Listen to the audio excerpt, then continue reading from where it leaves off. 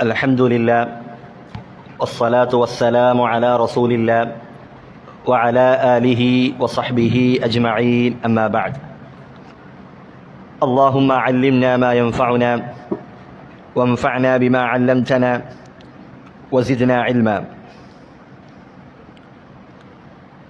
വിശ്വാസകാര്യങ്ങളും അതുപോലെ കർമ്മങ്ങളും ഒരുമിച്ച് ചേർന്നതാണ് ഇസ്ലാം ദീൻ എന്ന് പറയുന്നത്. അതിൽ വിശ്വസിക്കേണ്ട കാര്യങ്ങളുണ്ട്, അതുപോലെ പ്രവർത്തനത്തിൽ കൊണ്ടുവരേണ്ട കർമ്മങ്ങളുമുണ്ട്. പണ്ഡിതന്മാർ ഇതിനെ ഉസൂൽ എന്നും ഫുറൂ എന്നും സൂചിപ്പിക്കാറുണ്ട്. അപ്രകാരം ഉസൂലുകളും ഫുറൂകളും അഖീദയും അതുപോലെ പ്രവർത്തനങ്ങളും അമലിയാത്തുകളും ഒരുമിച്ച് ചേർന്നതാണ് ഇസ്ലാം എന്ന് പറയുന്നത്. ഇസ്ലാം ദീനിൽ ഈ അഖീദയിൽ അതിലുള്ള പ്രശ്നങ്ങൾ, അതിൽ അബദ്ധങ്ങൾ ഉണ്ടാവുക എന്നുള്ളത് അത് പ്രവർത്തനങ്ങളിൽ ഉണ്ടാകുന്നതിനേക്കാൾ, കർമ്മങ്ങളിൽ പിഴവുകൾ സംഭവിക്കുന്നതിനേക്കാൾ ഗുരുതരമാണ്, അപകടമാണ്. അതുകൊണ്ട് തന്നെ നമ്മുടെ അഖീദയെക്കുറിച്ച്, വിശ്വാസകാര്യങ്ങളെക്കുറിച്ച് നാം ഇടയ്ക്കിടെ പഠിച്ചുകൊണ്ടേയിരിക്കണം. നമുക്കറിയുന്നതല്ലേ ഇനി അത് ചർച്ച ചെയ്യേണ്ടതുണ്ടോ എന്ന സംശയം നമ്മിൽ കടന്നു വരാൻ പാടില്ല. കാരണം ഒരു 10 കൊല്ലം മുമ്പ് നാമൊക്കെ കരുതിയതുപോലെ നമ്മളെല്ലാവരും അംഗീകരിച്ചിരുന്ന കാര്യമായിരുന്നു അള്ളാഹുവാണ് മുദബ്ബിർ, അള്ളാഹുവാണ് ഖാലിഖ്. ഇതൊന്നും ആരും മാറ്റിപ്പറയില്ല എന്നായിരുന്നു നമ്മളൊക്കെ ധരിച്ചിരുന്നത്. എന്നാൽ ഇന്ന് ചില ആളുകൾ അവർ വന്ന് പറയുന്നത് എന്താണ്? അള്ളാഹുവാണ്, അള്ളാഹുവിൻ്റെ ഔലിയാക്കൾ, അവരാണ് ലോകം നിയന്ത്രിച്ചു കൊണ്ടിരിക്കുന്നത്, അവർക്ക് തദ്ബീറുണ്ട്, അള്ളാഹുവാണ് ഞങ്ങളുടെ പടച്ചോൻ എന്നുവരെ ചില ആളുകൾ പാടിപ്പറയുകയുണ്ടായി. അപ്പോൾ 10 കൊല്ലം മുൻപുള്ള കാര്യമല്ല ഇപ്പോൾ, അതിനേക്കാൾ ഗൗരവമായി പിഴവിലേക്ക് പോയിക്കൊണ്ടിരിക്കുകയാണ്. അതുകൊണ്ട് തന്നെ ഇനി വരുന്ന തലമുറ അവർ എന്തൊക്കെ നേരിടേണ്ടി വരുമെന്ന് നാം കണ്ടറിയേണ്ടിയിരിക്കുന്നു. അതിനാൽ ദീനിൻ്റെ അടിസ്ഥാനങ്ങൾ അത് നാം പഠിച്ചുകൊണ്ടേയിരിക്കുക, ആവർത്തിച്ച് പഠിക്കുക. നമ്മൾ വളർന്നു വരുന്ന നമ്മുടെ മക്കൾക്ക് അത് പകർന്നുകൊണ്ടേയിരിക്കുക. അങ്ങനെയാണെങ്കിൽ ഇത്തരത്തിലുണ്ടാകുന്ന ശുബഹാത്തുകളിൽ നിന്ന് നമുക്ക് ഒരു പരിധിവരെ അതിൽ നിന്ന് രക്ഷ നേടാനാകും എന്നതാണ്. അതുകൊണ്ട് ഒരു മുസ്ലിം അവൻ ആദ്യമായി പഠിച്ചിരിക്കേണ്ടത് അവൻ്റെ വിശ്വാസകാര്യങ്ങളെക്കുറിച്ചാണ്. ആ വിശ്വാസം ശരിയാകുമ്പോഴാണ്, അത് നേരെയാകുമ്പോഴാണ് അവൻ്റെ കർമ്മങ്ങൾ അല്ലാഹു സുബ്ഹാനഹു വ തആല സ്വീകരിക്കുകയുള്ളൂ. വിശുദ്ധ ഖുർആനിൽ അല്ലാഹു പറഞ്ഞു, അലം തറ കൈഫ ദറബല്ലാഹു മസലൻ കലിമതൻ ത്വയ്യിബ. ഒരു നല്ല വാക്കിനുള്ള ഒരു ഉദാഹരണം, അതിൻ്റെ ഉപമ അള്ളാഹു നൽകിയത് നീ കണ്ടില്ലേ? ഏതാണ് കലിമത്തുൻ ത്വയ്യിബ എന്ന് പറഞ്ഞാൽ? അത് ലാ ഇലാഹ ഇല്ലല്ലാഹയാണ്, കലിമത്തു ഷഹാദ. ആ ലാ ഇലാഹ ഇല്ലല്ലാഹയുടെ ഉപമ അള്ളാഹു പറയുന്നത് എങ്ങനെയാണ്? കശജറത്തിൻ ത്വയ്യിബത്തിൻ, ഒരു നല്ല മരത്തെ പോലെയാണ് ആ ലാ ഇലാഹ ഇല്ലല്ലാഹ്. അസ്ലുഹാ സാബിതുൻ വഫർഉഹാ ഫിസ്സമാ. ആ മരത്തിൻ്റെ വേരുകൾ അത് ഭൂമിയിൽ ആഴ്ന്നിറങ്ങിയിട്ടുണ്ട്, ശക്തിയായി നിലകൊള്ളുകയാണ്. ആ മരത്തിൻ്റെ ശിഖരങ്ങൾ, അതിൻ്റെ കൊമ്പുകൾ അത് ഉയരത്തിലേക്ക് പന്തലിച്ച് നിൽക്കുകയാണ്. അതുപോലെയുള്ള ഒരു മരത്തോടാണ് അള്ളാഹു ലാ ഇലാഹ ഇല്ലല്ലാഹയെ ഉപമിച്ചിരിക്കുന്നത്. ലാ ഇലാഹ ഇല്ലല്ലാഹ് അത് നമ്മുടെ ഹൃദയത്തിലേക്ക് ആഴ്ന്നിറങ്ങേണ്ടതുണ്ട്. അങ്ങനെ ആ ഹൃദയത്തിൽ നിന്ന് വരുന്ന പ്രവർത്തനങ്ങൾ, വാക്കുകൾ, അതാണ് അള്ളാഹുവിൻ്റെ പക്കൽ സ്വീകാര്യമാകുന്നത്. അതാണ് നല്ല പ്രവർത്തനങ്ങൾ, അത് മുഖേനയാണ് ഉണ്ടാകുന്നത് എന്ന് നമുക്ക് മനസ്സിലാക്കാൻ കഴിയും. അതുകൊണ്ട് തന്നെ പണ്ഡിതന്മാർ പറഞ്ഞതായി കാണാം, ജമീഉൽ അഅ്മാലി ലാ തുഖ്ബലു ഇല്ലാ ബിത്തൗഹീദ്. തൗഹീദില്ലാതെ ഒരു സൽക്കർമ്മവും അല്ലാഹു സുബ്ഹാനഹു വ തആല സ്വീകരിക്കുന്നതല്ല. അതുകൊണ്ട് തൗഹീദ് പഠിപ്പിക്കുക, വിശ്വാസകാര്യങ്ങൾ ജനങ്ങൾക്ക് വീണ്ടും വീണ്ടും പഠിപ്പിച്ചു കൊടുക്കുക എന്നുള്ളത് അത് അഹ്ലുസുന്നയുടെ പണ്ഡിതന്മാർ അവരുടെ മാർഗമാണ്. എന്നാൽ പിഴച്ചുപോയ ഒട്ടനവധി കക്ഷികളുണ്ട്. അവർ ഈ വിശ്വാസകാര്യങ്ങൾ പഠിപ്പിക്കാറില്ല, അല്ലെങ്കിൽ പഠിപ്പിക്കുന്നവർ വളരെ കുറവാണ്. അവർ പൊതുവെ ചർച്ച ചെയ്യാറുള്ളത് നമസ്കാരത്തിൻ്റെ ശ്രേഷ്ഠതകൾ, സക്കാത്തിൻ്റെ ശ്രേഷ്ഠതകൾ, നോമ്പിൻ്റെ ശ്രേഷ്ഠതകൾ, അതുപോലെ കുടുംബബന്ധം ചേർക്കുന്നതിൻ്റെ ശ്രേഷ്ഠതകൾ, ഇങ്ങനെ ധാരാളം ഫളായിലുകളെക്കുറിച്ച് സംസാരിക്കുകയും അതിലേക്ക് മാത്രം ജനങ്ങളെ ശ്രദ്ധ ക്ഷണിക്കുകയും ചെയ്യുന്ന ആളുകളുണ്ട്. യഥാർത്ഥത്തിൽ അത് ശരിയായ മാർഗമല്ല. വിശ്വാസകാര്യങ്ങൾ ശരിയാകാതെ ഈ പറയപ്പെട്ടതൊന്നും അള്ളാഹു സ്വീകരിക്കുകയില്ല. നിന്റെ നമസ്കാരവും നിന്റെ നോമ്പും നീ നൽകുന്ന സദഖകളും ഇതെല്ലാം സ്വീകരിക്കണമെങ്കിൽ, അത് സൽക്കർമ്മമായി അള്ളാഹുവിൻ്റെ അടുക്കൽ പരിഗണിക്കണമെങ്കിൽ നിന്റെ വിശ്വാസം, നിന്റെ അഖീദ, നിന്റെ ഈമാൻ അത് ശരിയായിരിക്കേണ്ടതുണ്ട്. അതുകൊണ്ട് തന്നെയാണ് മഹദിയായ ആയിഷ റളിയല്ലാഹു അൻഹ അവർ റസൂലിനോട് ചോദിക്കുകയാണ്, ഇബ്നു ജുദആൻ, അബ്ദുല്ലാഹി ഇബ്നു ജുദആനിനെ പറ്റി റസൂലിനോട് ചോദിക്കുകയാണ്. അദ്ദേഹം യസിലുർ റഹിം, കുടുംബബന്ധം ചേർത്തിരുന്ന വ്യക്തിയാണ്. വയുത്ഇമുൽ മിസ്കീൻ, പാവപ്പെട്ട ആളുകൾക്ക് ഭക്ഷണം നൽകിയിരുന്ന വ്യക്തിയാണ്. ഫഹൽ ദാക നാഫിഉഹു, അദ്ദേഹത്തിന്റെ ഈ പ്രവർത്തനം അത് നാളെ പരലോകത്ത് അദ്ദേഹത്തിന് ഉപകാരപ്പെടുമോ? അള്ളാഹു അദ്ദേഹത്തിന് അതിന് പ്രതിഫലം നൽകുമോ എന്ന് ആയിഷ റളിയല്ലാഹു അൻഹ നബി സല്ലല്ലാഹു അലൈഹി വസല്ലമയോട് ചോദിക്കുകയാണ്. റസൂലുള്ളാഹി പറഞ്ഞു, ലാ യൻഫഉഹു, അദ്ദേഹത്തിന് അത് ഉപകരിക്കുകയില്ല. കാരണം എന്താണ്? ഇന്നഹു ലം യഖുൽ യൗമൻ റബ്ബിഗ്ഫിർ ലീ ഖതീഅതി യൗമദ്ദീൻ, അദ്ദേഹം ഒരു ദിവസം പോലും അള്ളാഹുവിനോട് തന്റെ പാപം പൊറുക്കുന്നതിന് വേണ്ടി അദ്ദേഹം പ്രാർത്ഥിച്ചിരുന്നില്ല, അഥവാ അദ്ദേഹം അള്ളാഹുവിൽ വിശ്വസിച്ചിരുന്നില്ല എന്നർത്ഥം. അതുകൊണ്ട് തന്നെ അള്ളാഹുവിൽ വിശ്വസിക്കാത്ത ആളുകൾ അവരുടെ പ്രവർത്തനങ്ങൾ അത് അവർക്ക് ഉപകാരപ്പെടുന്നതല്ല. റസൂലുള്ളാഹി സ്വല്ലല്ലാഹു അലൈഹി വസല്ലം മുആദ് ബിൻ ജബൽ റളിയല്ലാഹു അൻഹു അദ്ദേഹത്തെ യമനിലേക്ക് അയക്കുകയാണ്. ഇസ്ലാമിന്റെ പ്രബോധനവുമായി യമനിലേക്ക് അയക്കുകയാണ്. അദ്ദേഹത്തിന് വസിയ്യത്ത് നൽകുന്നു, ഫലിയകുൻ അവ്വല മാ തദ്ഉഹും ഇലാ അൻ യുവഹിദുല്ലാഹ്, നീ ജനങ്ങളെ ആദ്യമായി ക്ഷണിക്കേണ്ടത് അത് ലാ ഇലാഹ ഇല്ലല്ലാഹിലേക്കാണ്, അള്ളാഹുവെ മാത്രം ഏകനാക്കുക എന്ന തൗഹീദിലേക്കാണ് നീ അവരെ ആദ്യമായി ക്ഷണിക്കേണ്ടത്. ഫഇദാ അറഫൂ ദാലിക, അവരത് മനസ്സിലാക്കിയാൽ, അവരത് പഠിച്ചാൽ, അവരത് ഉൾക്കൊണ്ടാൽ, ഫഅഖ്ബിറുഹും അന്നല്ലാഹ ഫറദ അലൈഹിം ഖംസ സ്വലവാത്തിൻ ഫീ യൗമിഹിം വലൈലതിഹിം, ഒരു ദിവസം 5 നേരം അള്ളാഹു നിങ്ങളുടെ മേൽ നിർബന്ധ നമസ്കാരങ്ങൾ നിർബന്ധമാക്കിയിട്ടുണ്ട് എന്ന കാര്യം നീ അവരെ പിന്നീട് അറിയിച്ചു കൊള്ളുക. ഇനി അവർ നമസ്കാരവും അതും അംഗീകരിച്ചു കഴിഞ്ഞാൽ പിന്നീട് സക്കാത്തിനെ കുറിച്ച് അവർക്ക് പഠിപ്പിച്ചു കൊടുക്കുക. അപ്പോൾ ആദ്യമായി പറഞ്ഞത് എന്താണ്? അവരുടെ വിശ്വാസം ശരിയാക്കുക എന്നുള്ളതാണ്. അത് ശരിയായാൽ മാത്രമേ ബാക്കിയുള്ള കാര്യങ്ങളെല്ലാം അള്ളാഹുവിൻ്റെ പക്കൽ സ്വീകരിക്കപ്പെടുകയുള്ളൂ. നബിമാരുടെ പ്രബോധനം, അതിൻ്റെ മുഖ്യ വിഷയം അത് ജനങ്ങളുടെ വിശ്വാസം ശരിയാക്കുന്നതുമായി ബന്ധപ്പെട്ടാണ്, അവരുടെ ഈമാനുമായി, അതിൻ്റെ അടിസ്ഥാനങ്ങളുമായി ബന്ധപ്പെട്ട് തന്നെയാണ്. അതുപോലെ തന്നെ ഖുർആനിൽ അള്ളാഹു ഊന്നൽ നൽകിയ കാര്യവും അത് തന്നെയാണ്. ഇമാം ഇബ്നുൽ ഖയ്യിം റഹിമഹുല്ലാ അദ്ദേഹം പറഞ്ഞതായി കാണാം, ഖുർആൻ മുഴുവൻ തൗഹീദാണ്. ആ തൗഹീദുമായി ബന്ധപ്പെട്ട കാര്യങ്ങളാണ് ഖുർആനിൽ മുഴുവനായിട്ടുമുള്ളത്. ഒന്നുകിൽ തൗഹീദിലേക്കുള്ള കൽപ്പനയാണ്, നിങ്ങൾ അള്ളാഹുവിനെ മാത്രം ഇബാദത്ത് ചെയ്യണം, ആരാധനകൾ അള്ളാഹുവിന് മാത്രം നൽകണം. അതല്ലെങ്കിൽ തൗഹീദിലേക്കുള്ള ക്ഷണമാണ്. മൂന്നാമതോ തൗഹീദിന്റെ തെളിവുകളാണ് അള്ളാഹു പറയുന്നത്, പ്രാപഞ്ചികമായ തെളിവുകൾ, അള്ളാഹു ഉണ്ട്, അള്ളാഹു മാത്രമേ ഇബാദത്തിന് അർഹനുള്ളൂ എന്നതിന്റെ തെളിവുകളാണ്, ആ തൗഹീദിനുള്ള തെളിവുകളാണ് വിശുദ്ധ ഖുർആനിൽ അള്ളാഹു പറയുന്നത്.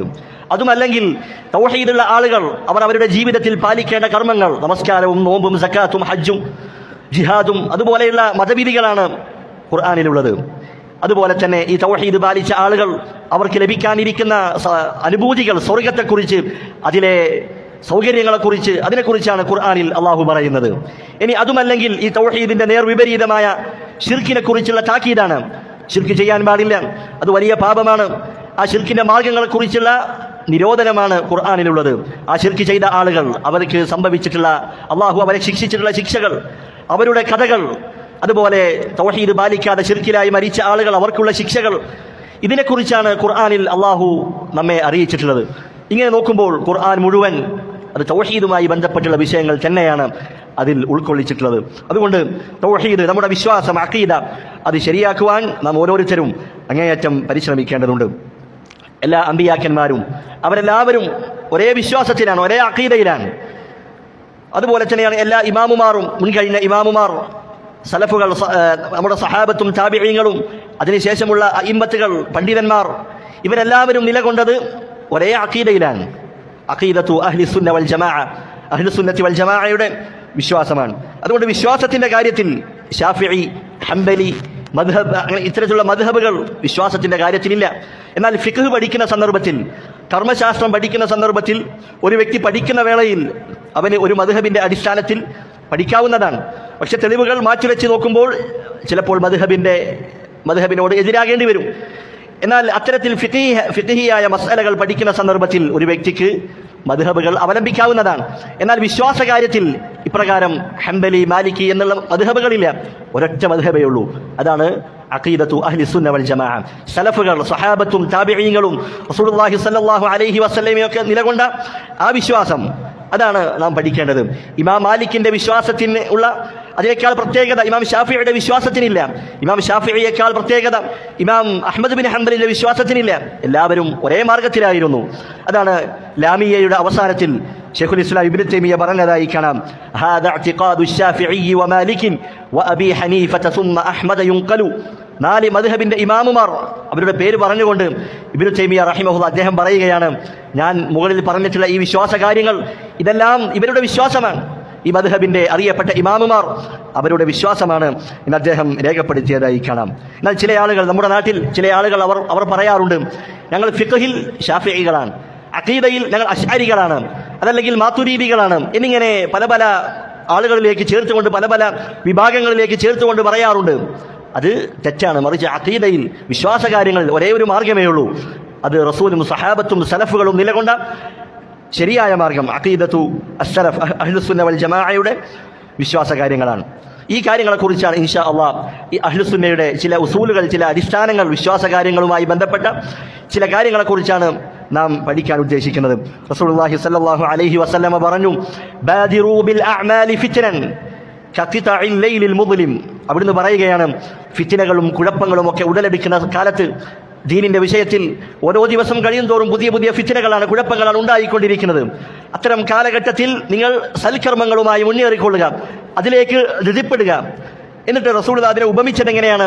കഖിതഇൽ ലൈലിൽ മുദ്ലിം, ചന്ദ്രനോ നക്ഷത്രമോ ഒന്നുമില്ലാത്ത ഇരുട്ടിയ ഒരു രാത്രി, അതുപോലെയായിരിക്കും ഫിത്നകൾ. ഇരുട്ടുള്ള ഒരു രാത്രിയിൽ നമുക്ക് ഒന്നും കാണാൻ കഴിയില്ല.